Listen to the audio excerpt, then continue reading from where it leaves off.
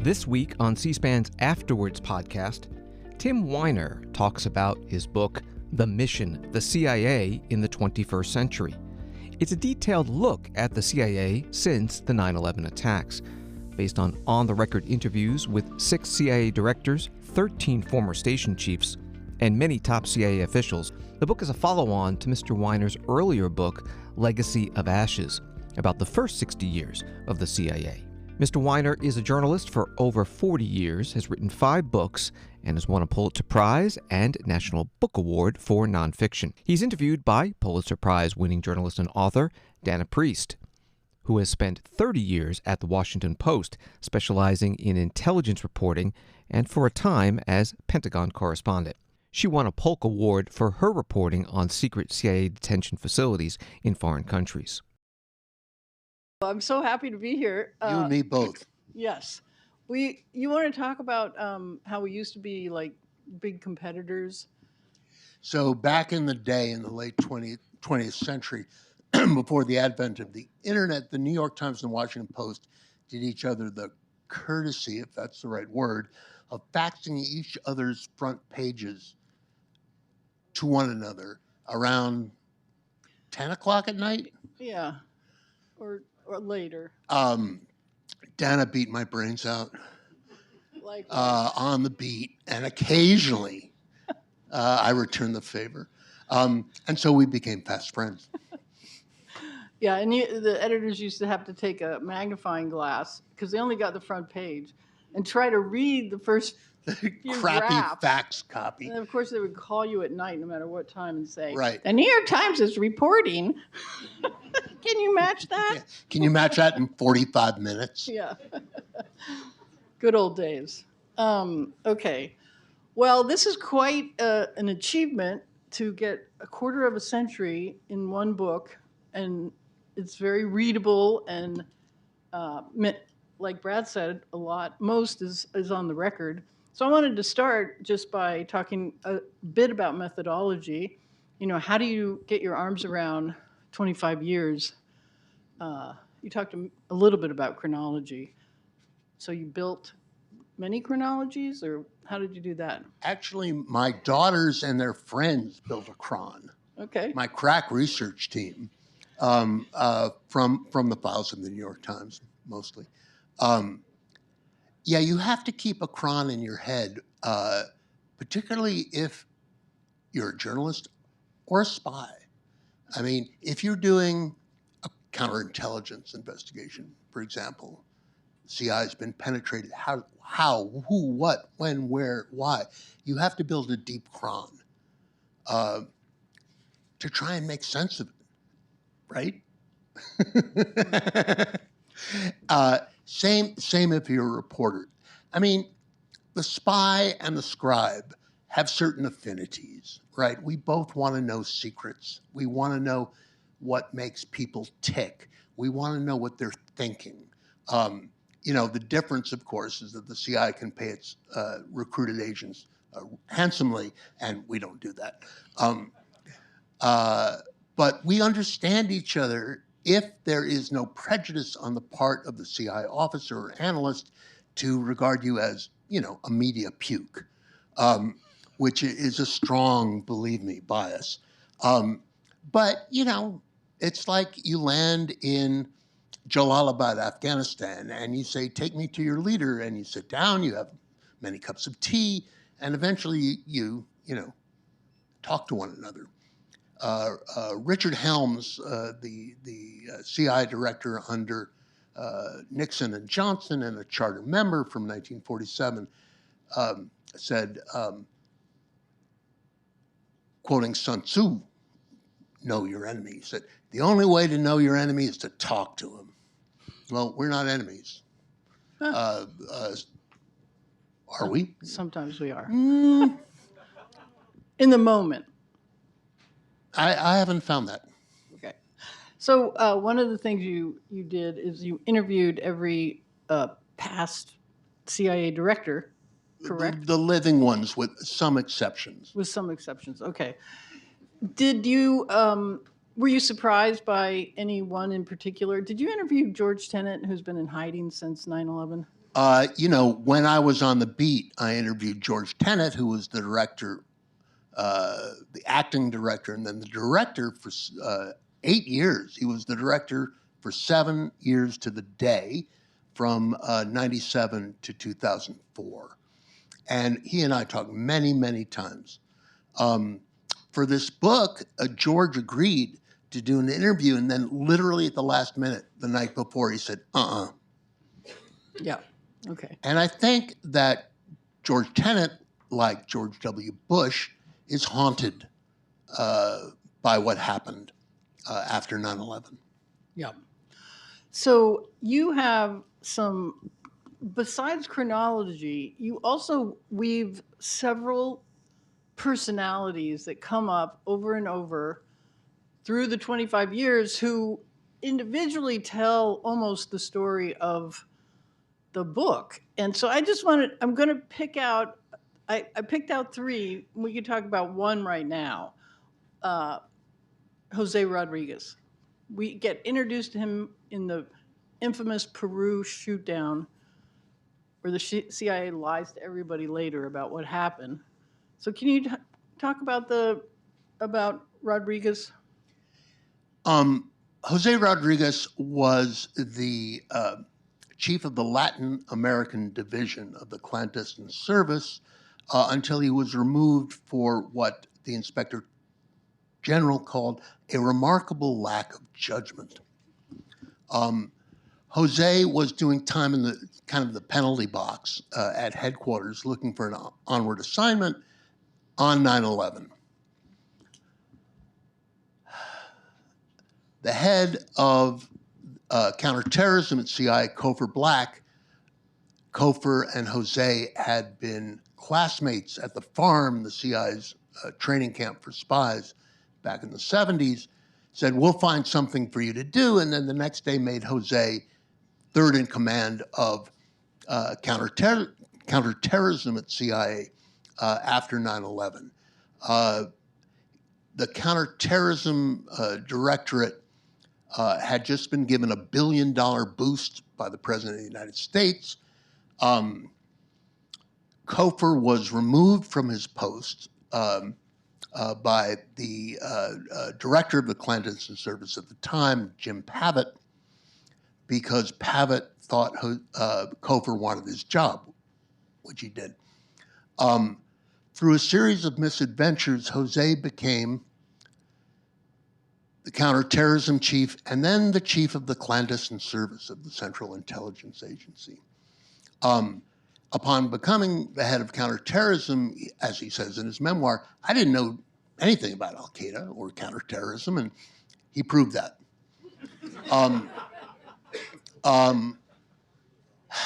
Bob Gates, the former director of CIA and Secretary of Defense under Bush and Obama, said something really profound. He said, on the 12th of September 2001, we did not know jack shit about Al-Qaeda, quote unquote. If we had had a really great dossier on these people, we knew who they were, we knew where they lived, we knew how they moved money around, the secret prisons and the brutal interrogations would never have been necessary. It was a lack of intelligence that drove those programs forward, a desperate search for intelligence. So And Jose, more than anybody else, is responsible for the secret prisons and for torture. And then he destroyed the tapes. The tapes. There were tapes. The tapes that were made at the secret base in Thailand of the first two prisoners of any, status that the CIA had taken in 2002, they were there to make sure that the interrogators followed the rules. And unfortunately, at that time, there really weren't any rules. What went on at that base, the waterboarding, the sleep deprivation, the hanging people, from their wrists for days on end and depriving them of sleep. The CIA officers and analysts who were there to try and, winkle intelligence out of these people many of them were reduced to tears. You know, it was awful. And yeah, there were tapes. There were 96-hour-long VHS cassettes that were sitting in the CIA station in Thailand. And Jose, disregarding orders from the director of Central Intelligence, the chief of the clandestine service before him, the White House counsel, and I'm leaving somebody. Oh, yeah, the CIA's chief lawyer, John Rizzo, who had been the CIA lawyer for so long that he remembered Iran-Contra, and he knew a scandal when he smelled one. Jose said, yeah, I want to destroy the tapes, despite being ordered not to. And of course, you know, this is America. It's hard to keep a secret for too long. The New York Times reporter Mark Mazzetti sussed this out. And of course, the then director, Porter Goss, had not had the spine to tell Congress that this had happened in violation, among other things, of a court order ordering the CIA to preserve evidence. So that was a bad time. And his boss at the time was Gina Haspel, who becomes the CIA director later. So we'll get into her. We'll get into her later, okay? Yeah, all Gina did was transmit Jose's order to destroy the tapes. So yeah, her fingerprints are on it, but it wasn't a crime. Okay. So I found a really great summary of the whole book back here on page 385, The Infantry of Our Ideology. And so I wanted you, if you could, to just read this. That paragraph. That paragraph and then this paragraph. Hold on. That paragraph. Those two. Yeah, those two.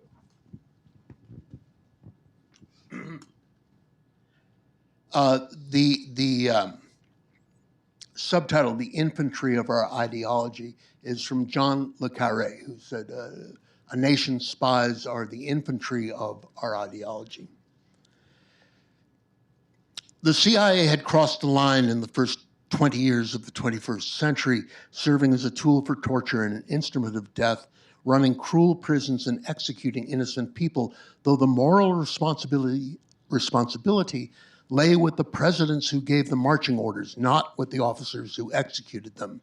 It had targeted and assassinated an American citizen, albeit a terrorist, at Obama's command. Quote, the precedent of an American president being able to kill an American citizen under any circumstances on just his signature is dangerous, Bob Gates had warned. The CIA's analyst had provided the abysmal intelligence to justify the invasion of Iraq, although the bloodshed of the war forever stained the hands of the man who had started it.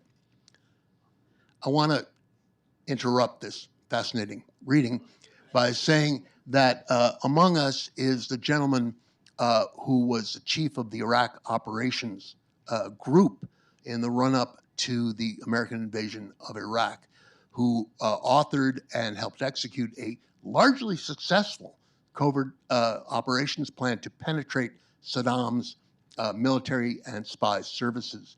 And Luis Rueda, he's here somewhere, said, you know, these guys would have gone to war if Saddam had a paper clip and a rubber band to put your eye out. And I think that is a fair summary. Okay, to continue. On September 11th, which now seemed like the first day of the new millennium, Americans had seen to their sorrow that when intelligence fails, people die.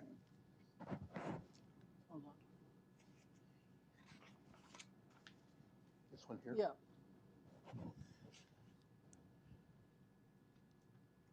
A lawless chief executive could command the CIA to serve as his secret police, to spy on Americans, and to support right-wing dictators as it had done in the greatest secrecy during the Cold War.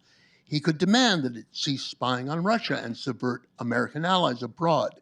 He could order it to conduct political warfare against the citizens of the United States and to assassinate his enemies at home and abroad. The officers of the CIA would be the only line of resistance. Unless they rebelled against him, the CIA would no longer be an intelligence service under law, but a secret weapon wielded by a man above it. And he precedes that with the chapters on Trump and the Supreme Court rulings about his immunity from prosecution, having conducted, or if he conducted, criminal acts. So I want to go back again in time for a minute and talk about, so we got up to George Bush quickly, but let's talk a minute about Obama and drones, because it was less dramatic in a way than, secret prisons and torture and things we were able to write about in the beginning, but it was very lethal and very effective, and probably not in everybody's memory bank. So just remind us how significant his escalation in drone warfare was. Well, Obama had promised to abolish the secret prisons and decided not long thereafter that it would be better to incinerate our enemies than incarcerate them. There were several problems with this calculus.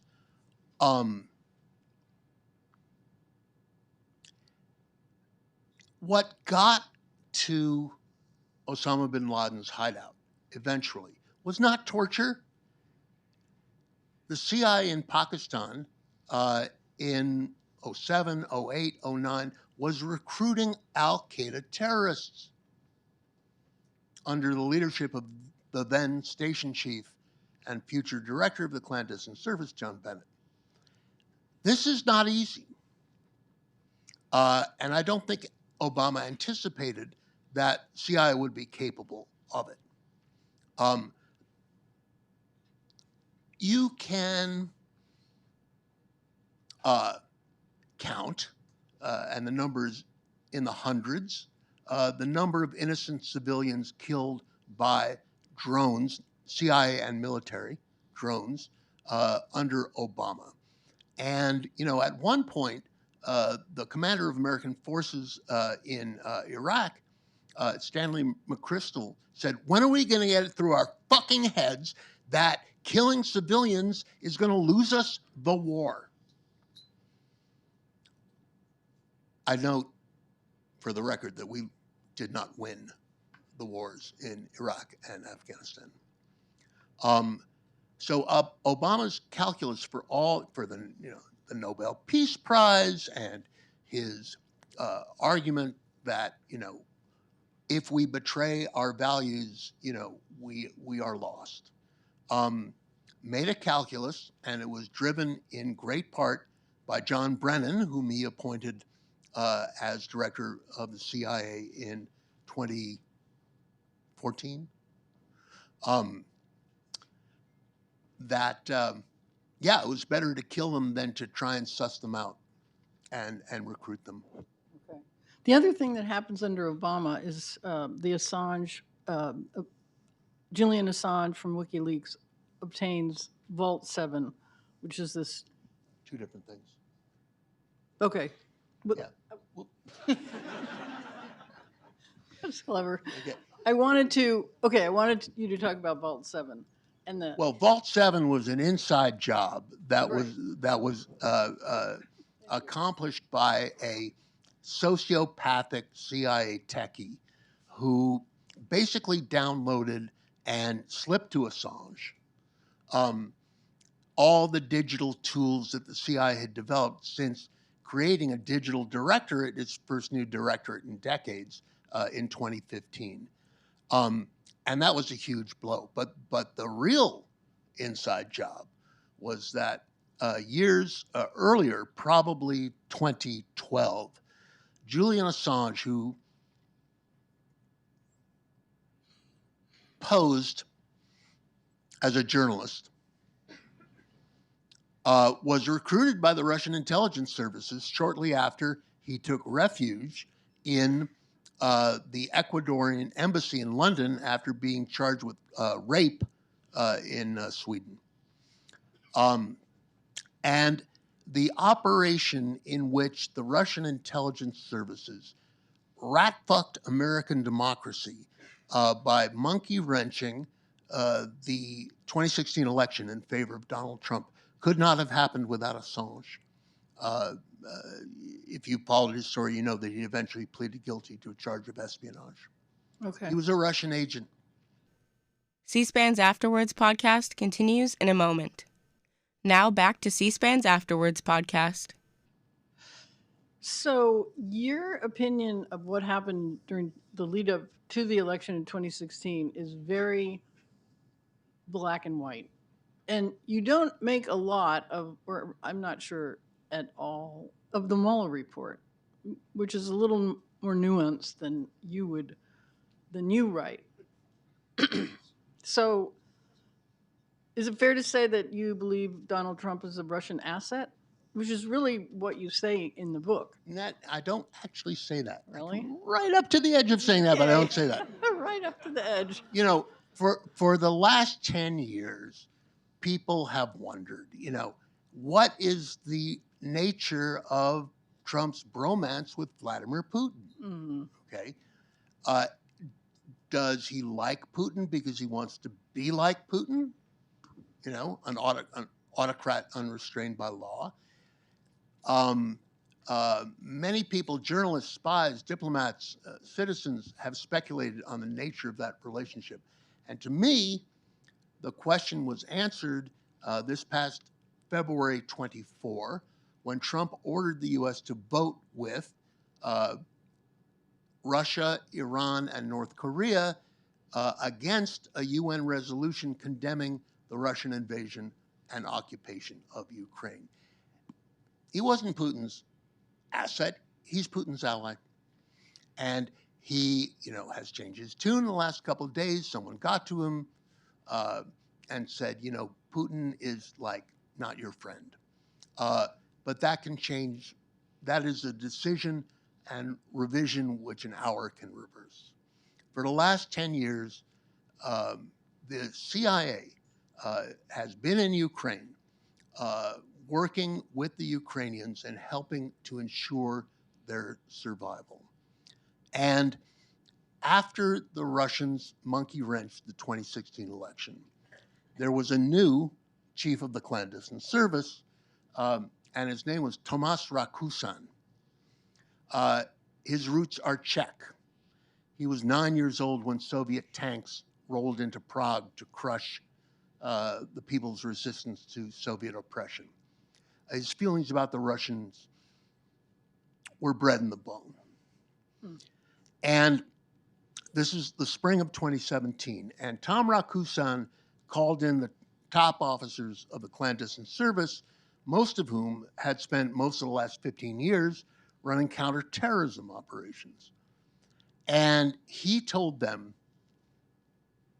I want you to take the talents that you have developed, the experience that you have in targeting terrorists. And by targeting, I don't mean putting warheads on foreheads. I mean, who are they? Finding out who are they? Where do they live? Who do they love? Who do they hate? Who are they when they're at home? With the goal of recruiting them. I want you to take those talents, he said to them, and turn it on the Russians. He said to them in so many words, the Russians manipulated our fucking elections. How do we make sure this never happens again? I want you, he said to them, to recruit Russian spies, recruit Russian diplomats, Russian oligarchs. And the end result of this, 4 years later, was that the CIA achieved something that it had been trying to do since 1947, which is that it penetrated the Kremlin. And it stole Vladimir Putin's war plans for Ukraine. And the director, William J. Burns, who until becoming director under Biden was, I think the most respected and accomplished American diplomat of his generation, decided, I'm going to practice a little intelligence diplomacy here, and let's declassify this and tell the world this hard-won secret. And the CIA did, and the president and secretary of state told the world about it, and the nations of the NATO kind of cocked an eyebrow at first and said, really? Aren't you the people that told us that Saddam had WMD? But the intelligence was right on, and it galvanized NATO, and that galvanization, that electrifying effect it had, has been one of the reasons that Ukraine still survives. Yeah, your chapters on the rebuilding of the Russia House are really colorful and quite impressive, and part of it did happen under Trump, which is, what do you make of that? This came together in 2018, 2019, 2020. The director was Gina Haspel. The only thing anybody really knows, most Americans know about Gina Haspel, was that she was at the CIA base in Thailand when the torture happened, and she hit send on Jose's Rodriguez's order to destroy the tapes. Gina Haspel had spent most of her career running operations against the Russians in places like Azerbaijan and Eritrea and Ethiopia and Turkey. She was one of the reasons that the call to arms, as the clandestine service called it, against Russia succeeded, gave it unflagging support. The chances that she told Donald Trump about the call to arms are vanishingly small. Okay. So, we have so much more to cover and not that much time, but what is Pompeo? So, Pompeo was Trump's first director. What's his legacy? What did he do? And did you get any sense of what operations Trump signed off on? Oh, yeah. Well, a couple things about Mike Pompeo, who you may remember was a Tea Party congressman from Kansas, and as an unnamed American diplomat memorably told Susan Glasser of The New Yorker when he was in office at CIA, quote, "a heat-seeking missile for Trump's ass," unquote.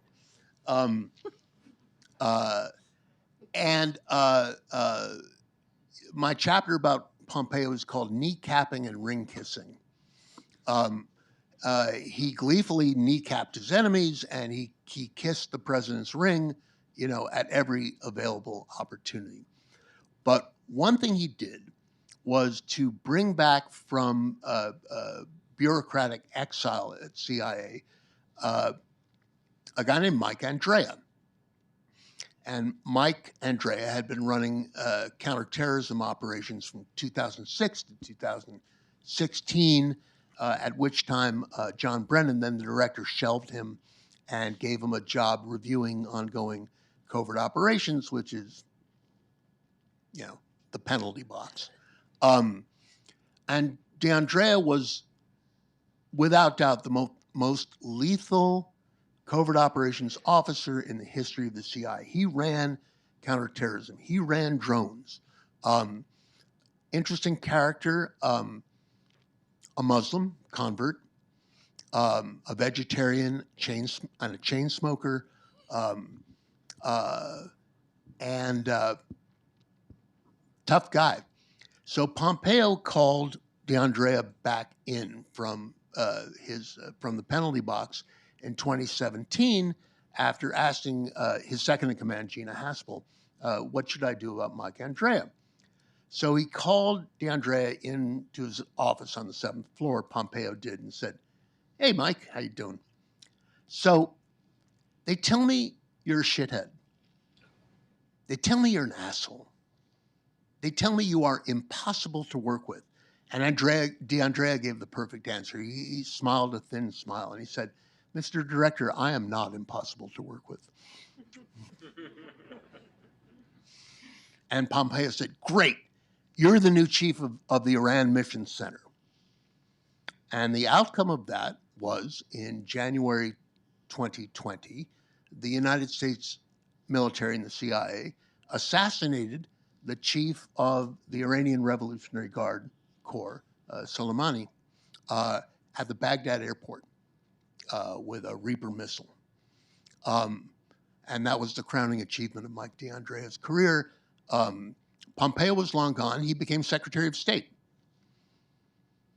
And he is the author of the American surrender agreement to the Taliban. in Afghanistan. And that is his crowning achievement. Do you have any sense of what Trump's CIA in the first term did against China, if anything? Rebuilding. In the first decade of this century, the CIA had remarkably, under incredible odds, because China is the ultimate surveillance state, built a big network, upwards of 24, probably more, of recruited Chinese agents. And these were people who were up-and-comers. And the Chinese political system, this is before Xi took office and executed everybody who was responsible for this, was very corrupt. You rose through the Chinese Politburo or the Chinese military or the Chinese Ministry of State Security by paying promotion fees. Bribes, really big bribes. And the CIA latched on and said, and would, find a way to talk to up-and-coming people and say, this is the only phrase in Mandarin I know, 我是你的美国朋友. I am your American friend. And they paid the promotion fees, millions of dollars. And so at the end of the first decade of this century, they had a network of people who were rising stars in the Chinese national security system. And then around 2011, 2012, one by one, these folks were arrested, interrogated, tortured, and killed. Wiping out, and the destruction of an entire agent network in a country like China was worse than the destruction of the network of Russian and Soviet recruited agents destroyed by Aldrich James and Robert Hansen in the 80s and 90s. More people, more significance, a greater cost to American intelligence. And ever since, to the best of my knowledge, the CIA has been trying to rebuild that agent network. Okay. A very difficult proposition. Especially since the Chinese are so all surveillance all the time.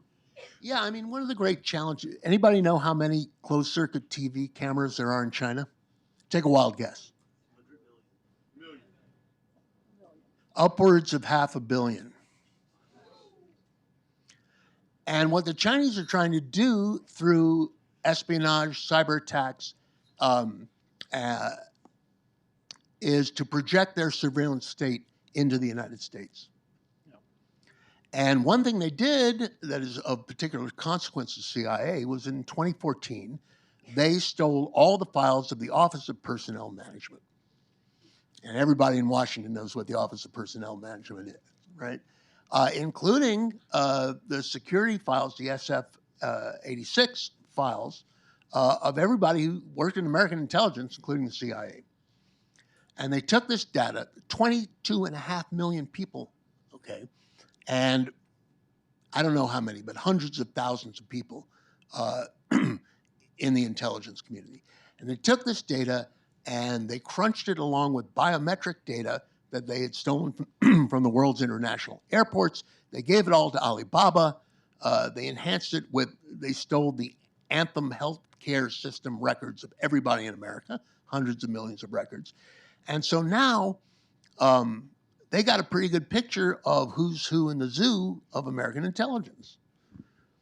And if you are a CIA officer and you are landing on a new assignment in Kuala Lumpur or Ouagadougou or Beijing, likely as not, you're collecting your bags at the airport and a Chinese intelligence officer is going to come up to you and say, I know who you are, Joe.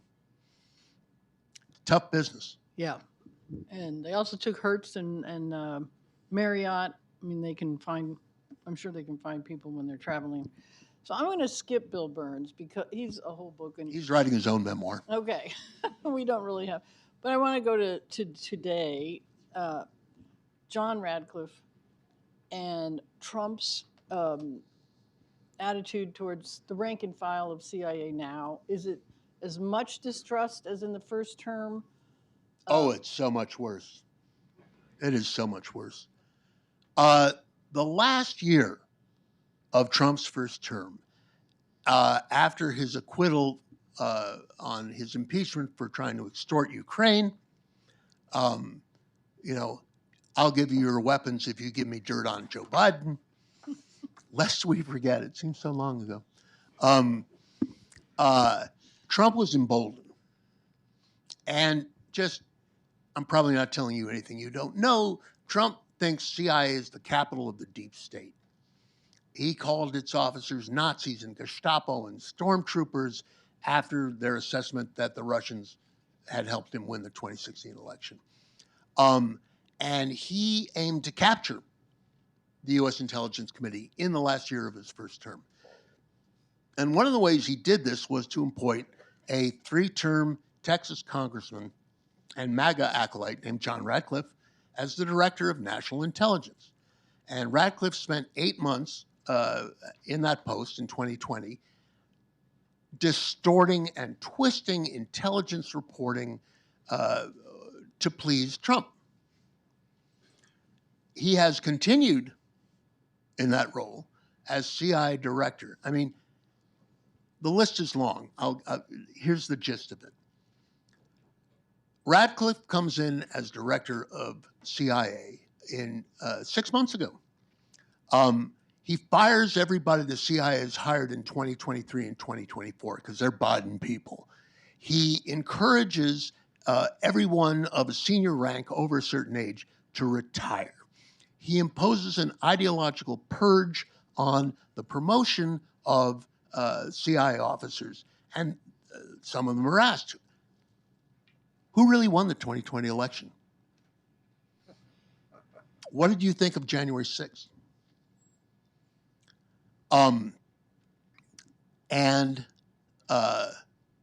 As I say, the list is long. There's more of it. Worst of it to me is that he abolished the CIA's diversity policies. The CIA had been trying since at least the 1970s to hire African American, Asian American, Latin American people on the very good presumption that if you want to spy in China or Sudan, it would be really good to send people who are Chinese or African American who have some cultural literacy or language skills, and not send a guy who looks like he just got off the bus from the National Conference of Student Council Presidents in Topeka, right? And diversity is a superpower for the CIA. It's how they don't get caught. And, all of this proves a point that I try to make in the book. Ideology is the enemy of intelligence. If you are an ideologue, you don't care about the intelligence. Your mind is made up. And the President of the United States, who routinely puts intelligence in scare quotes, on social media, and has said, most recent example, the United States bombs the Iranian nuclear weapons complex. Trump declares, we obliterated it, it's totally destroyed. The intelligence, American intelligence, Israeli intelligence, says, yeah, no. You set it back, but you didn't destroy it.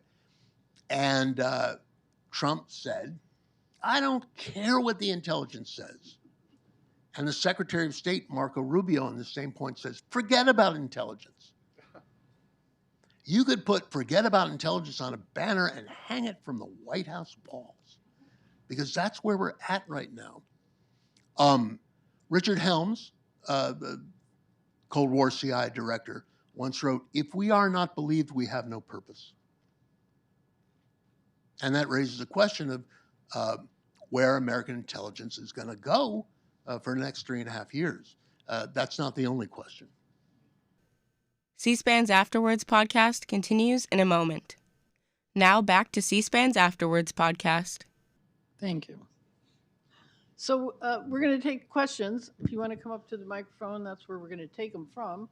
And just state your name and ask your question. And please state your question in the form of a question. Thank you. I will do both of those in order. I am Richard Smith, Dick Smith, and my question has to do with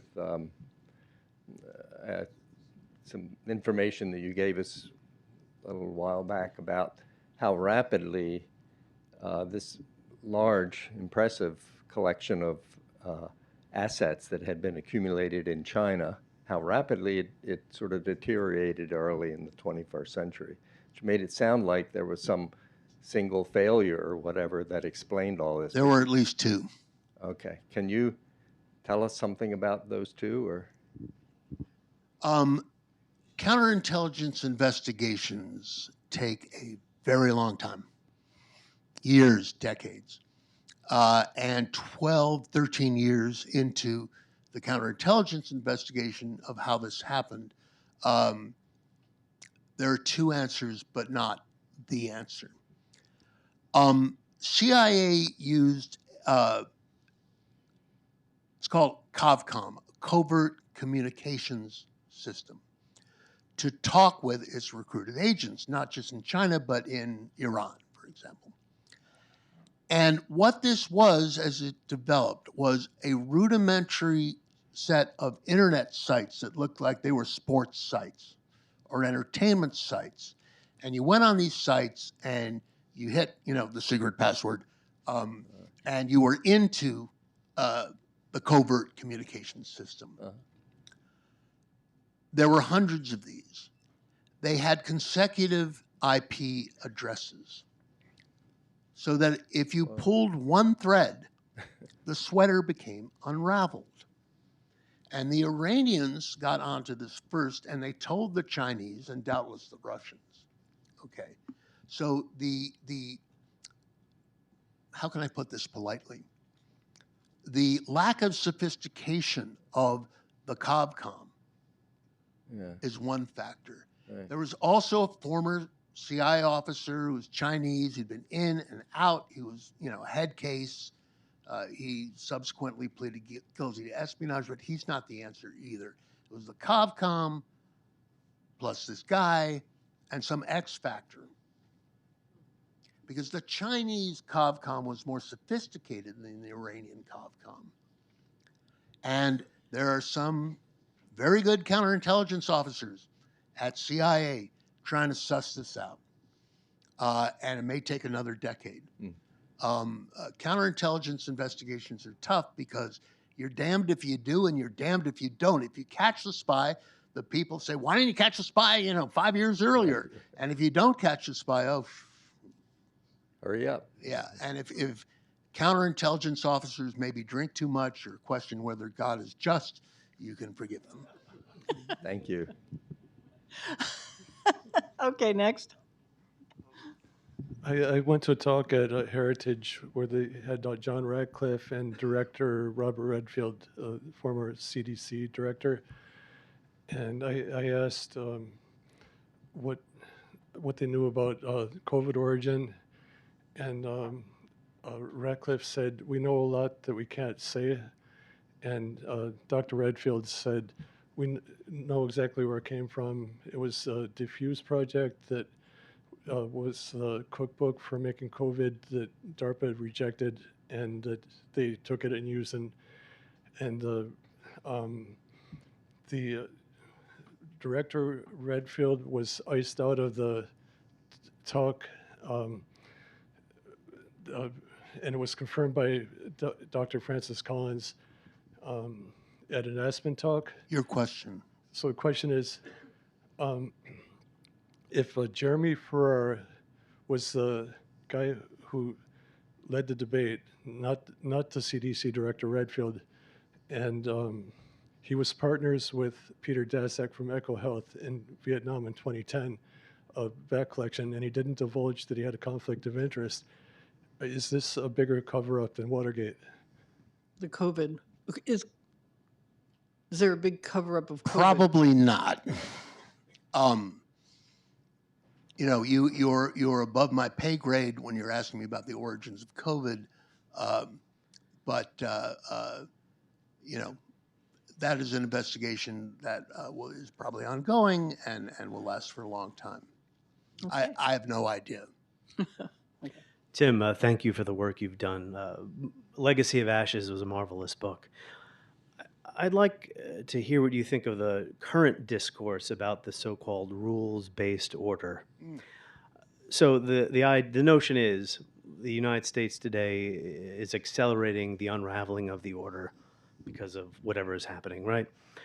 But based in part on your work and the work of many other scholars and journalists, we know this self-image the United States has does not square with the view what is now called the Global South has of the United States, because in large part of the depredations, the gross criminality of the CIA that you've documented.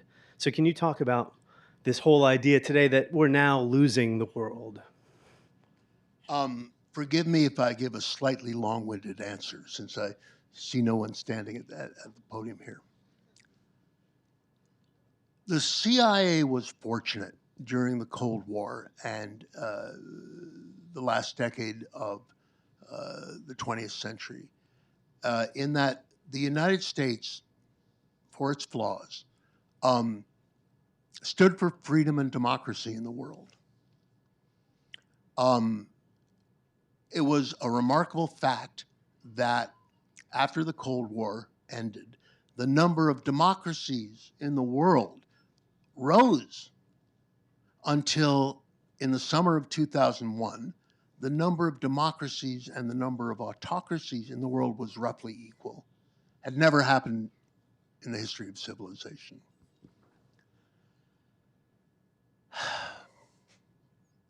Well, the lights in the shining city of the hill have been blinking out.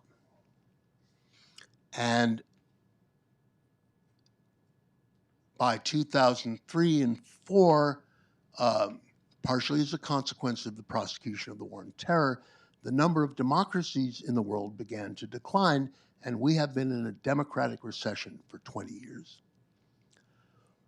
The CIA has a unique function and a vital function, which is espionage. And espionage is the way you figure out what's really going on in the world. And espionage depends on the recruitment of foreign agents. And a CIA officer recruiting a foreign agent is asking the foreigner to enter into a criminal conspiracy to commit treason. And will offer, justly, to protect the recruited agent with his life. And over the years, recruited agents came to the CIA from Russia, from Iran, and from other autocracies because maybe they came for money, which they received. Maybe they came for revenge against their superiors and their oppressors. And maybe they came because they wanted to change the world around them.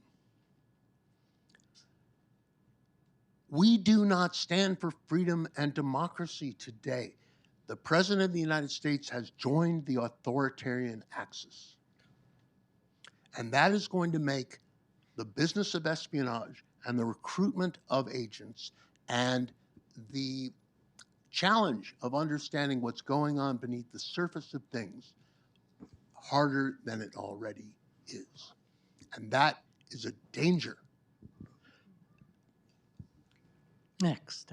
Thanks. Well, on that note, I appreciate the riveting conversation here with the changes that we're seeing Ratcliffe make, with the changes that have been happening with the NSA, the firing of the NSA director, the layoffs in the State Department at INR, their intelligence unit, As you mentioned, yeah, I mean, but specifically focused on the changes inside the Intel community. Once this administration is no longer with us, how long will it take these agencies to, I don't even know if we can say bounce back, but what is your sense of what happens after that, even though we're only about 6 months in?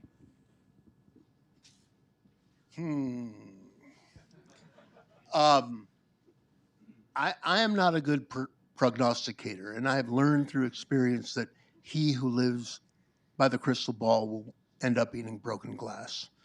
I'm not sure we can make it through the next 6 months, much less 3.5 years. I mean, I'm not a Cassandra. I am an optimist, but Are you an optimist when you say that? I don't know. I know. I believe that God loves fools, babies in the United States. I do. I think we are at a time of danger as great as we were in the months before 9/11. I think the instruments of American national security are in the hands of crackpots and fools. The Secretary of Defense is, how can I put this politely, an amateur. The Director of National Intelligence is a conspiracy theorist. The head of the FBI is dismantling its national security and intelligence and counterintelligence directorates to get hundreds of agents out chasing migrants. And the head of the CIA is a MAGA acolyte who believes it is his job to tell the president what he wants to hear. Okay, but going back to my question real fast, and I know How there's long will someone it take? behind me here, but I'm just standing here. Is it possible to rebuild it? What efforts, is it? Yeah, I mean, Just say yes. Of course it is. Absolutely.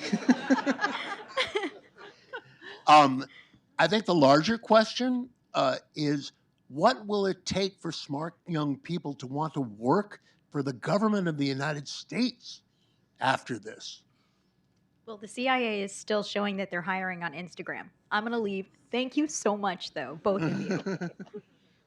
And those people had to go through clearances. That's what takes so long to get them hired, and then they fire them all. Is there a classified Instagram? I don't know. We'll find out. Good evening. Your brother Richard told me to say hi from you from Paris. So I have a question just about your assessment of the CIA's ability and its willingness to provide candid advice and analysis on the issue of Israel and Palestine.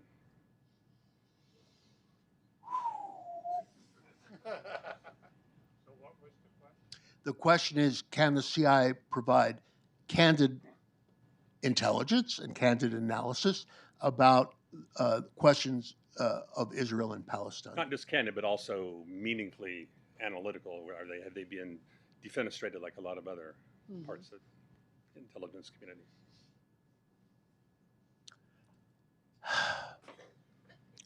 It's not enough for CIA to ring the bell, as we found out before 9/11. It has to make sure the president hears it. And, the CIA is an executor of American foreign policy. It doesn't make it.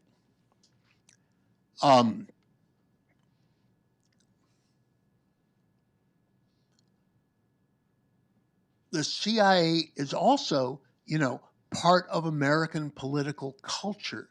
And our political culture has made it unacceptable and, I dare say, illegal to say that the Israelis are committing genocide upon the people of Palestine. What else would you call it? The slaughter of tens of thousands of civilians.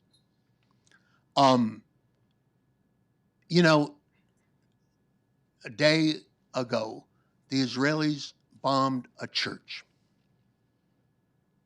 And this particular church had been receiving daily phone calls of support from the Pope for their work in trying to save lives and shelter people. And I'm sure the president will have stern words for Netanyahu about that. Maybe he does. American foreign policy support for Israel has been unswerving and steadfast since 1948. And no CIA analyst is going to change that, no matter what they say. So I'm going to close with one question. Often when reporters and book authors do their work and find out things, they let the CIA know what they found, and part of that is they want to just make sure, well, they're hoping the CIA will add things maybe to the story, but sometimes they want to make sure that they don't unwittingly disclose something that is really harmful to national security. And I mean, really, not just the, we won't No do anymore. reporter in his or her right mind would knowingly publish something that could get somebody hurt or killed. But so when you were done with your book, did you, did you show it or vet it somehow and solicit input about that sort of thing? And did you get any? And did you take anything out? That wasn't necessary, because the last time I was in CIA headquarters was a year ago.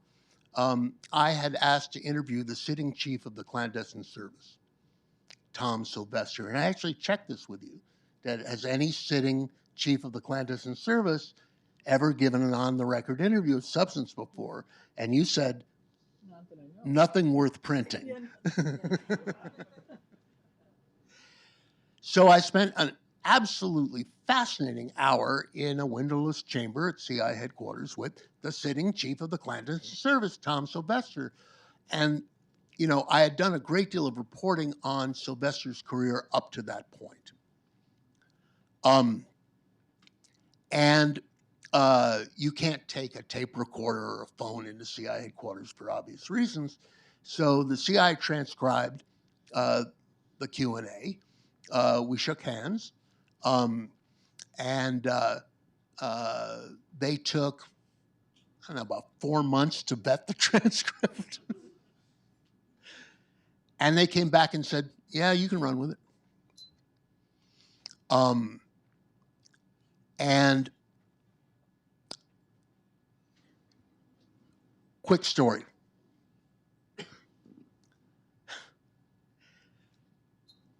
Legacy of Ashes came out 18 years ago, and the galleys came up. And I sent 5 copies to the CIA for their enjoyment. And I not long thereafter, this was in early June of 2007. Not long thereafter, I got a call saying they're going to do something extraordinary. They're going to show how open they are and how unafraid they are of their history. They're going to declassify the family jewels. And the family jewels were a compendium of 693 things that CIA officers and analysts had reported to the director in 73 and 74 that were possible violations of the CIA's charter. And the gist of this was known, the gist had come out in the church committee, but the actual nitty-gritty of it, the documents, had not. And I said, oh, really? Fabulous. When are they going to do it? And he said, June 27th. So I went to the executive editor of the New York Times, where I worked then, and I said, hey, Bill, how would you like to scoop the CIA? And so we had a locked up PDF of the book, and I circulated it to, Times reporters who covered intelligence. And of course, I told my publisher about this. And she said, goody. And she took the locked up PDF of the book to an on sale in your bookstore book in 3 weeks, which is quite a feat. So on the day the CIA said, look, here are the family jewels. I said, look, here is my book on the history of the CIA. And, you know, the CIA has and always has had a public information office and public affairs officer. And I tell the story in the beginning of the mission of how I first set foot in the CIA.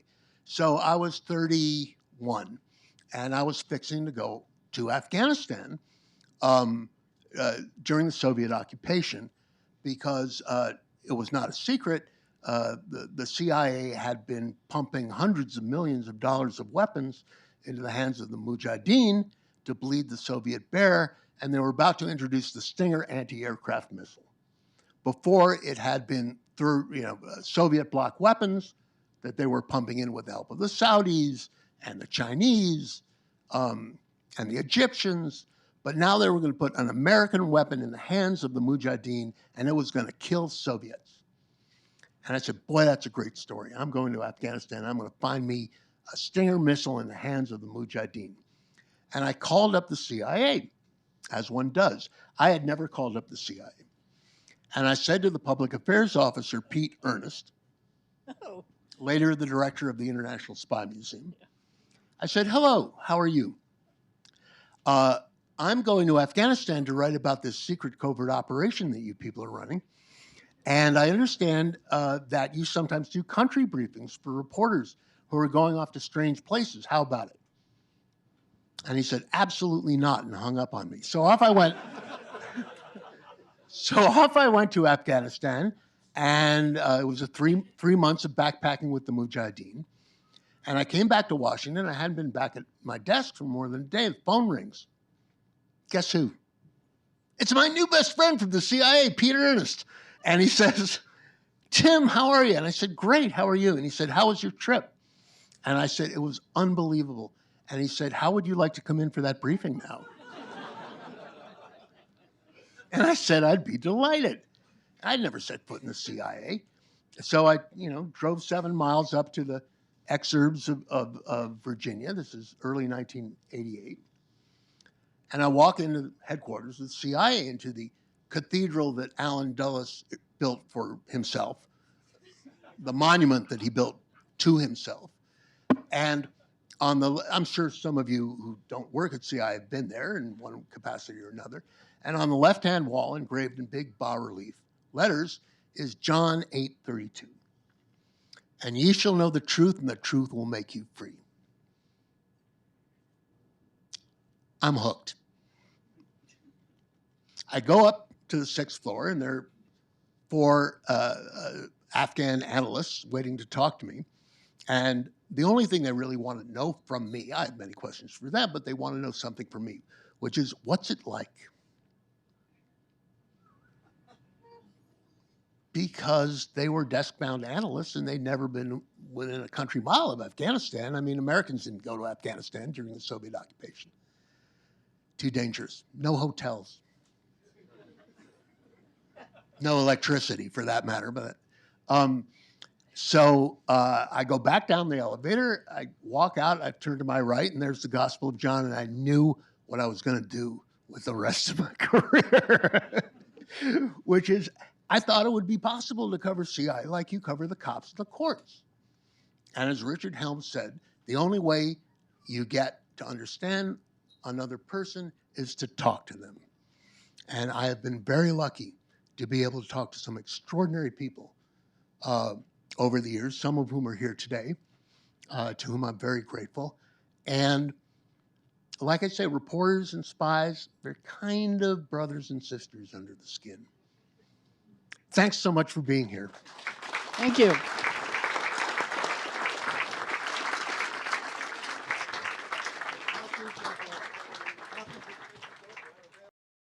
Thanks for listening. Conversations like this can be heard every weekend on C-SPAN 2's Book TV. Check out our website, cspan.org/booktv, to find out more. Next week on this podcast, Fox News contributor Joe Concha on his book, The Greatest Comeback Ever, Inside Trump's Big Beautiful Campaign.